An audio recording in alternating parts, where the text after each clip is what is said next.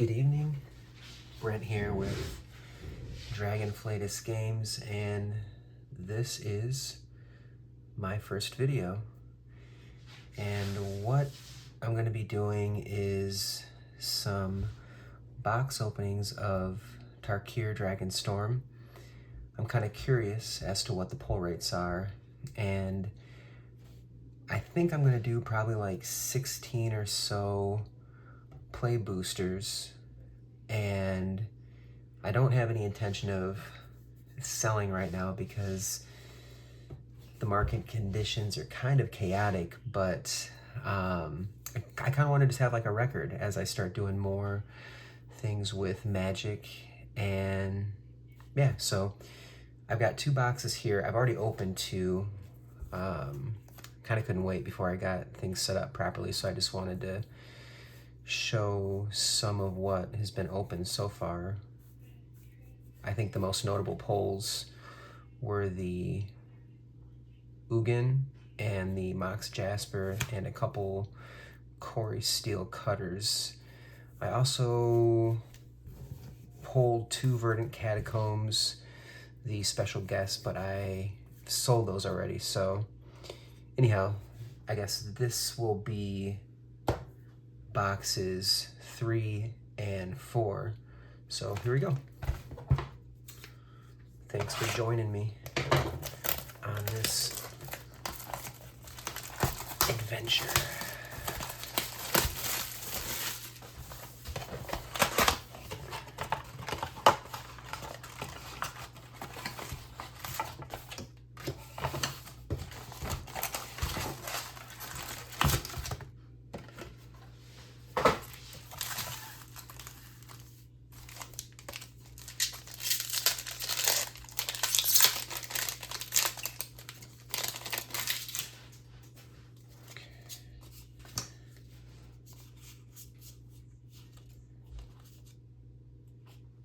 Nice. That is a nice little hit to start things off. One of the more notable rares in the set so far that seems to be holding some kind of value. And clearly I have no idea what I'm doing because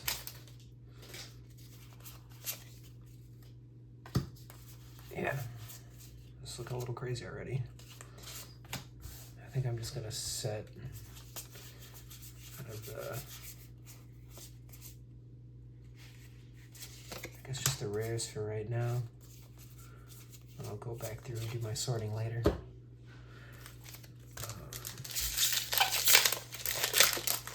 The rares and the mythics.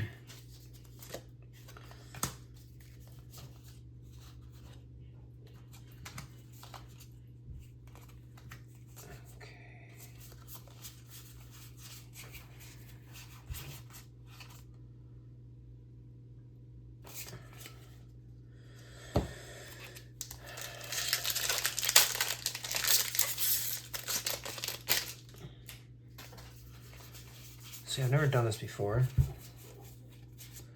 and it's probably gonna be really hectic, but I'm just hoping to have something somewhat decent to kind of look back on, make my adjustments as these box openings continue.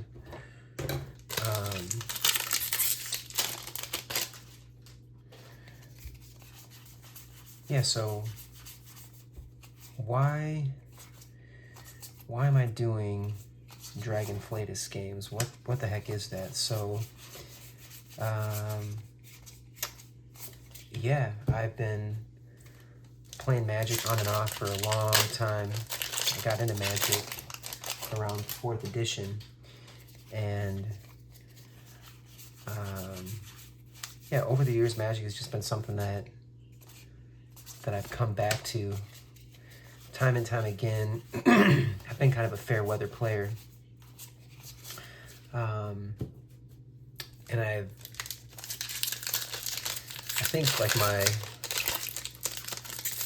my more like recent stint with playing, nice, it's a decent hit. don't know, I just kind of wanted to make a commitment that I was going to stick around more. A big part of that has to do with just people that I met in Cambodia playing Magic, and from the years, I guess the end of 2019, pretty much to where we are today, just met a lot of important people, and Magic became kind of like a linchpin in terms of like community and relationships. And while I'm not like living in Cambodia anymore, I wanted to come up with something that allowed me to kind of stay engaged with the game. I've got a kid now and a fiance, and I figured, you know, a way for me to stay somewhat engaged, even though I'm not playing a lot, is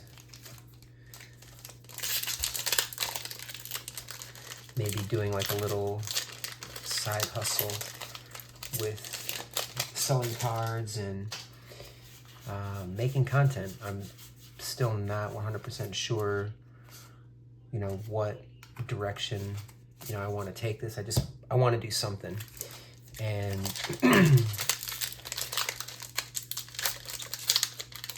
rather than just open a bunch of boxes and kind of keep to myself, I thought this might be a way for me to just engage with a community that, you know, I find a lot of value in, you know, just watching content on YouTube.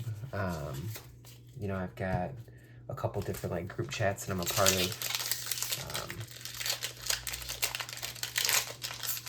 But yeah, just a way for me to stay engaged.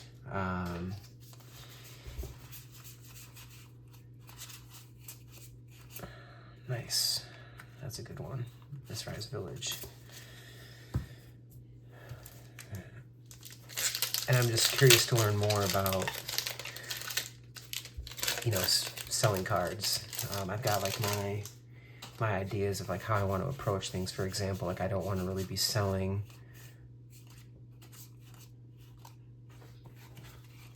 a lot of like newer product right now because the market is pretty insane. I mean, everyone's aware right now that card prices have largely tanked, and that's pretty normal. And you know, maybe in like the next couple of months, you know, we'll have a better idea as to, you know, what cards are gaining traction. Nice Bader.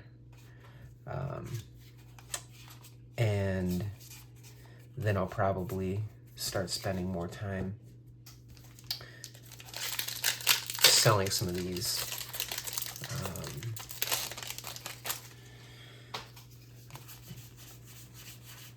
I do have a little TCG. Well, that's great. There's Elspeth. One of the bigger chase cards of the set currently. I actually think that she is gonna probably appreciate a little bit more than Ugin is. But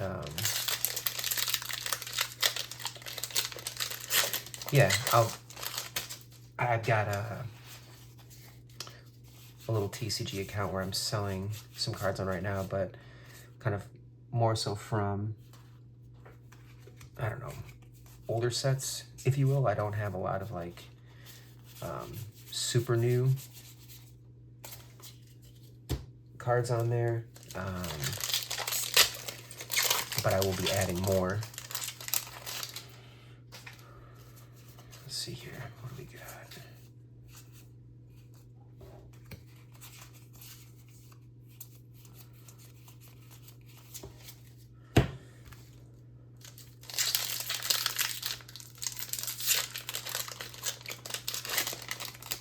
I'm also approaching this as somewhat of a meditation, where that's a good pull right there. Yeah, where I just kind of unplug, crack some packs, decompress, drink a little soda water, and unwind. You know, I've got a full-time job, and like I said, I've got a kid, so I'm super busy. So at night, you know, this is just a way for me to unwind, clear the old mind, and decompress.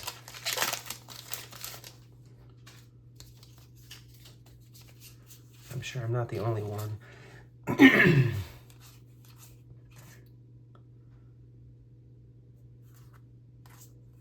Nice.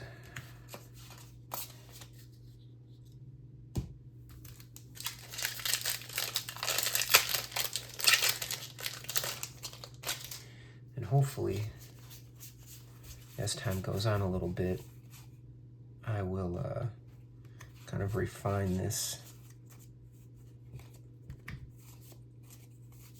chaos in terms of, you know, where I'm going to put things.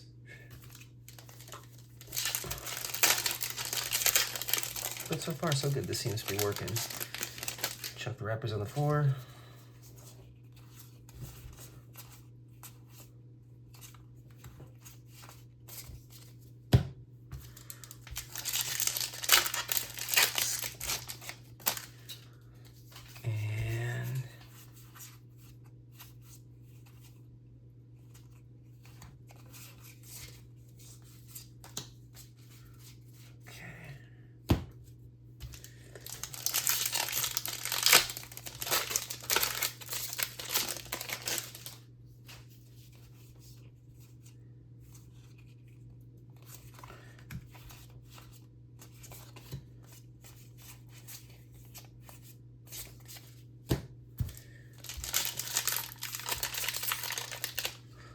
I wonder what people think about this guy here.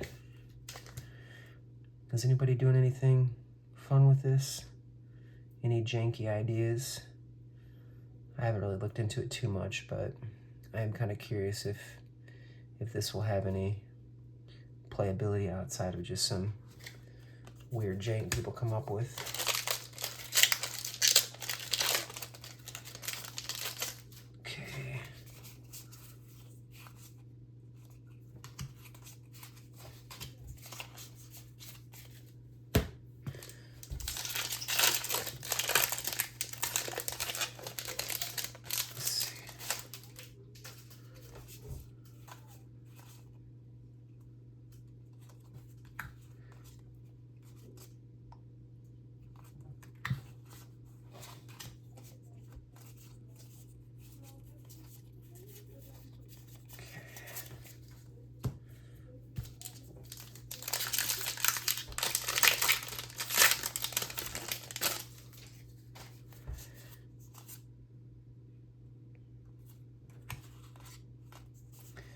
Probably would have helped too if I put my glasses on. Let's see. I'll probably grab those after these last couple packs.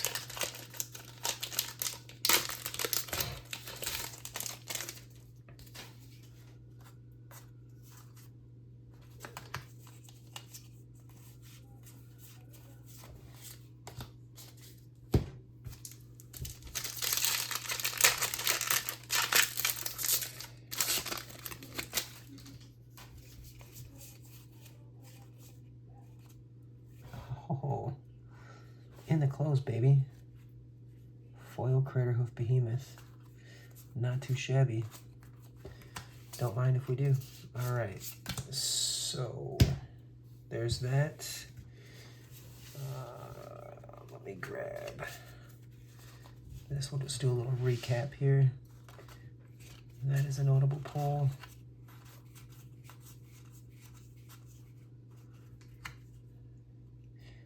These spirit dragons are pretty tight.